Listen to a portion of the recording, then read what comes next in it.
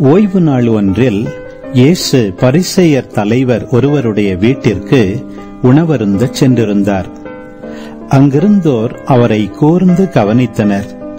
அங்கே நீர்க்கோவை நோயுள்ள ஒருவர் அவர் முன் இருந்தார்.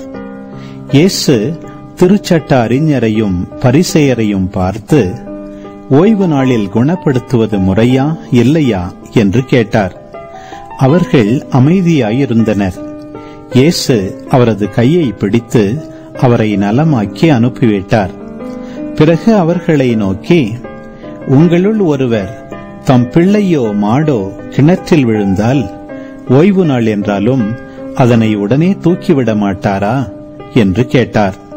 அதற்கு பதில் சொல்ல அவர்களால் இயலவில்லை.